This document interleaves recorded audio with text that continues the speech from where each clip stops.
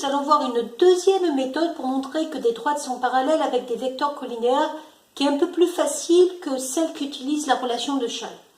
J'ai toujours le même problème que celui que j'avais posé dans la vidéo précédente, c'est-à-dire que j'ai un triangle ABC, AC qui est défini, AB qui est défini de telle sorte que les vecteurs ne soient pas collinéaires, AN égale 3,5 de AC, AM égale 2 tiers de AB.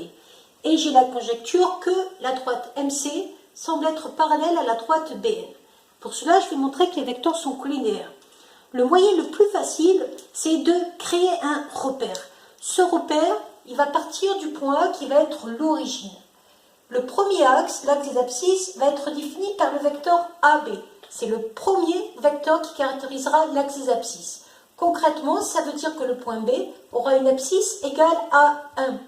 Le deuxième axe sera défini avec le deuxième vecteur AC. Ça veut dire que cet axe-là sera l'axe des ordonnées. Et le point C va avoir une ordonnée de 1 sur cet axe. Ça me donne donc comme coordonnées 0, 0 pour le point A, 1, 0 pour le point B, 0, 1 pour le point C. Je connais l'égalité vectorielle AN qui est égale à 2 tiers de AB. Je passe donc à la formule des coordonnées des vecteurs, je remplace par les valeurs et j'arrive à trouver les coordonnées du premier point M qui sont 2 tiers et 0. Ce que je peux voir sur le graphique, le point M est bien à 2 tiers sur l'axe des X et à 0 sur l'axe des Y. Je vais faire pareil avec l'égalité vectorielle AN égale 3,5 de AC. Ça va me permettre de trouver les coordonnées du deuxième point, 0, 3,5 pour le point N. On a bien 3,5 sur l'axe des Y et 0 sur l'axe des X. Et à partir de là, c'est fini.